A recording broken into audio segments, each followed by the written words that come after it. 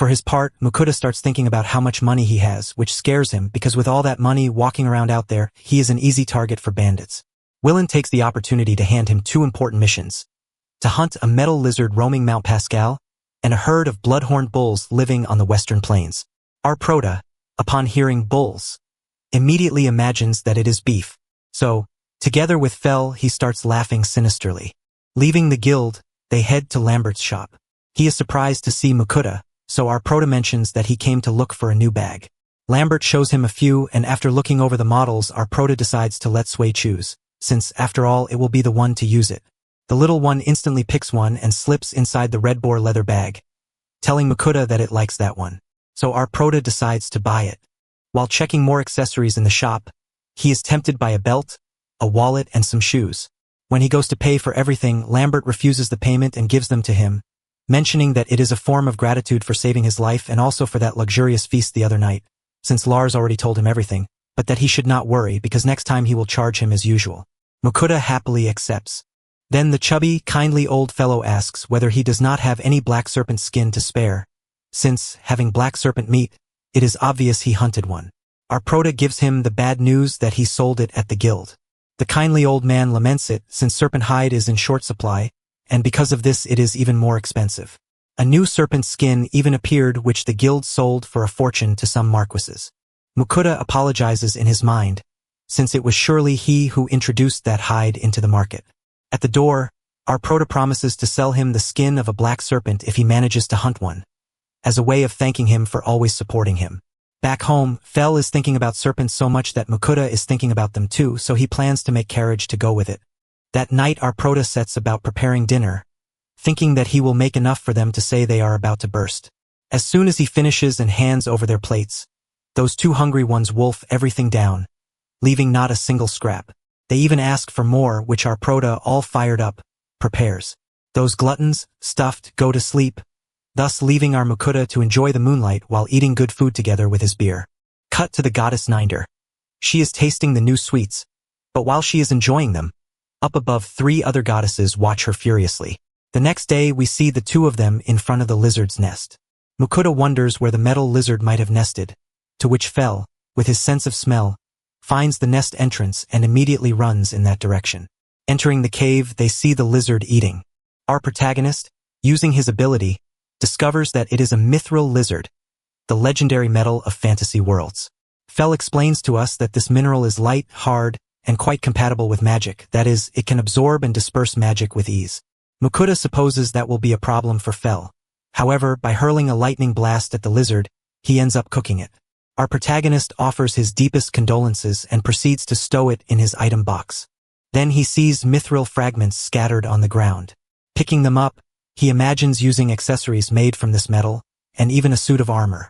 Fel comes over and asks whether by any chance he was thinking of making armor with that. Mukuta confirms it, so Fel, annoyed, yells that he does not need any armor whatsoever, stressing that his barrier is much stronger than any mineral. Bored, Fel mentions that that lizard was not even good for warming up, so grabbing Mukuta, he takes him to the next mission. Once there, our protagonist reads the characteristics of the bulls, saying that they are as big as rhinoceroses and of violent nature. Therefore they agree that Fel will complete the mission while they wait. Sway wakes up, and when it does not see Fel, it nudges our protagonist. But upon learning that he went to hunt, it throws a little tantrum and goes to hunt too. Mukuta watches how both of them ambush the Bakotas and, in a flash, finish the whole lot. Well, now it is time to store that entire herd. So our prota starts shoving those enormous beasts into his item box. Their Sway offers to help, and dispersing into little Swee, it starts loading Bakota by Bakota. When they finish storing, Mukta declares it mealtime. Taking out the cutlets he cooked yesterday, he makes them orkatsu and rockbird sandwiches, something the gluttons inhale immediately. When Sway sees the prota sipping a drink, it asks for a little. He indulges it, leaving Sui fascinated, and it finishes it at once. Fel asks for a little too, and just as he was going to compliment him for such a marvelous beverage, he lets out a burp. Kauta teases him while he stays embarrassed. Anyway, cut to the butcher and the guild master. They cannot bring themselves to believe that he really hunted a mithril lizard, but upon inspecting it they confirm it. Our prota, frightened, asks them whether it is a rare creature. Johann explains that a mithril lizard is indeed a creature, but a very, very rare one since the last time one was seen was 400 years ago. So if there is a mithril lizard, that means there is a mithril mine. Willen explains that he will have to give them the mithril lizard and the location of the mithril mine to be sent to the king. But he clarifies that, obviously, all this will have a reward. So, for now, he must keep the secret until they have the corresponding amount, which would be around 5,000 gold coins. Johann says he is starting to feel envy of him for getting so much money, but our Proto laments that that is not good at all and that it only makes him afraid, at which the butcher comments that those are rich people problems. There the guild master decides to change the subject and asks him to now finish the bull hunt. But Mukuda gets ahead of him and takes the entire herd of bulls out of his item box, something that leaves both gentlemen speechless. Leaving the guild, our Proto laments, since all this could ruin his peaceful life. Fel tells him to forget about that and demands his bull meat for dinner, even Sway asks him for it. So, highly motivated, they shout that today there will be a great feast. Our Proto starts cooking the meat and then wraps it in foil to let it rest. Thus he has his blood-rare bull steak ready. Both Fel and Zue are drooling at the sight, and even more so when they taste the meat. As expected, Fel asks for a double portion, so Mukuda serves him more and even ladles on his favorite meat sauce. After a grand meal, Fel and Sway are so full they cannot even move. He even points out that he can no longer eat raw meat without Mukuda's cooking, who, for his part, is grateful to be able to live peacefully in this world thanks to them and promises to keep cooking them delicious things. That night, while the Proto is thinking what offerings to give the goddess Nindrare, she seems annoyed at receiving so little, so she demands puddings, cakes, and daifuku. Muku agrees, but before long 3 new goddesses appear. Kikale, the goddess of earth, Agni, the goddess of fire, and Rosalka, the goddess of water. These 3 are very jealous of the sweets that Nindrare receives, so they propose to Mukuda that they will grant their blessings in exchange for sweets too. Although he tries to resist, Agni and Kikale give their blessings by force. However, Rosalka starts to cry, since she cannot give one because Mukuda has no affinity with water, but he proposes that she bless Sway, who does have affinity with water, so she gives it a greater blessing.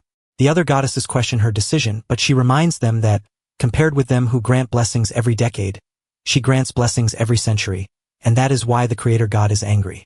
All this shuts them up. But, leaving that aside, they demand their offerings, something the Proto provides, sending them in a box. The next day Mukuda tries his new abilities. Even Sway learns to shoot water and cut trees.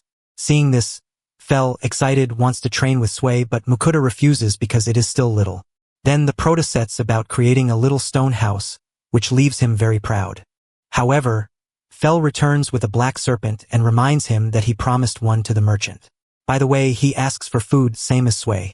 Resigned, Mukuda begs them to at least praise his little house before they keep demanding dinner. After a good night in his new little house, Mukuda and Fel get up, and the latter takes advantage of the Proto disassembling his house to ask whether he would be interested in going to hunt something. Mukuda answers that there is no need to do it anymore since they completed all the missions, and that they had better go deliver the black serpent skin to Lambert. Grumbling, he ends up giving in, so first they go to see Johann. As soon as he sees Muka, he hands over payment for all the monsters, except for the mithril lizard, which is still being negotiated by the guild chief.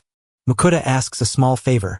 Taking the black serpent out of his item box, he asks him to handle it, mentioning that he is selling everything except the meat and the skin. Johann promises to take care of it at once.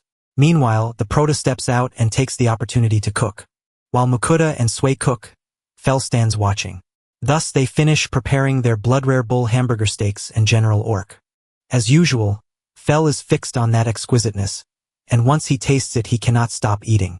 After eating, the protagonist takes the opportunity to wash his clothes, but noticing that his soap does not make suds, he opens his online shop and buys various personal cleaning cosmetics, which he empties and bottles into other containers to sell them to Lambert when he goes to see him. So, in the afternoon we see him sitting in front of Lambert. After examining the black serpent skin in detail, he offers 50 gold coins. To Mukuda it seems like a lot, but he decides to accept. He mentions that he would like to receive advice regarding a matter, and after showing his merchant's guild license, he takes out the soap and the bottles from before. Lambert smells the soap, at that moment becoming hypnotized by that floral aroma it gives off. Mook points out that it also makes bubbles, then shows the other items that leave hair shiny and smooth. Seeing all those fabulous products, Lambert thanks the world for meeting him, since he has just saved his marriage. Our Proto, somewhat confused, asks what he means. He tells him that in 2 weeks it is his wedding anniversary, but since his wife does not want handbags or accessories, he did not know what to give her, until our Prota arrived and gave him those items, which are perfect for her, since she loves bathing. Muda's spark of interest lights up, and he asks whether he could show him his bathtub. Lambert, without a doubt, agrees. Upon entering the bath, the protagonist cannot believe that there truly is a bathtub of such fine quality in this world. Lambert explains that fired and painted tubs are very expensive, and they also need magic tools to purify the water, and for that they require earth mages, which would require a mountain of money. Because of that, a merchant with a bathtub is considered a sign of his success. Seeing the Prota very interested, he offers to introduce him to a shop that sells those, something the Prota accepts without hesitation. At night, when he is about to leave, he hands over the hair products, something Lambert thanks him for, deciding to try them that very night before giving them to his wife, since he can already imagine how she would react if he gave her something strange. Mukuta says goodbye and promises to return the next day, which he does. And as soon as he walks into the shop, Lambert's wife greets him, introducing herself as Mari. But, dropping the formalities, she comes over and asks him about those strange items, since the previous night she saw how her husband gave off a pleasant fragrance after the bath, and moreover, his hair was shiny. Something which, as a woman, she could not keep to herself and decided to try the items, transforming her hair, so dry and damaged, into what it is now. Beret takes advantage and throws her a compliment, thus creating a very romantic moment that makes the Prota uncomfortable. But speaking as merchants, they ask Mukuta for permission to sell those items in their shop. Due to Mari's insistence, Mukuta agrees, since after all he has no shop of his own, and generating profits would do him good. 3 last little details. The protagonist leaves the shop, seeing there how Fexi are playing at flying. The furry one asks whether he has finished delivering the merchandise, to which Mukuta confirms he has, since he delivered enough stock for a good while. Upon hearing this, Fel proposes going to a dungeon, but Mukuta refuses, remembering that someone from the guild was looking for him. When he arrives, he hears rumors about an increase in wyverns, although he decides not to get involved. In Willen's office, the chief hands him a surprising reward of 5,800 gold coins for his earlier help. But just then a receptionist rushes in, warning about a wyvern swarm that has left several injured. Mukuta uses one of his potent potions to save one of them, leaving everyone astonished. The guild organizes the adventurers to face them, including the protagonist himself, who is not enthusiastic in the least. But Fel steps in and says that he will take care of everything, demanding to keep the wyvern bodies. Faced with this, the guild master agrees.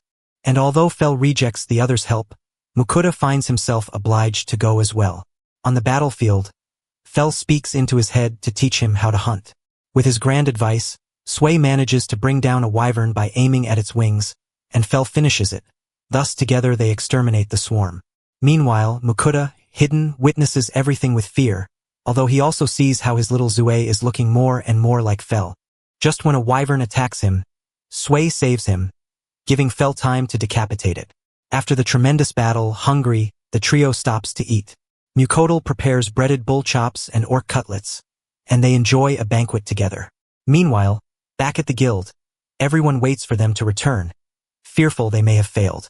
Meanwhile, the summoned heroes are cooking by a campfire and wondering whether Mukuta will be all right, believing that a mere wolf could kill him.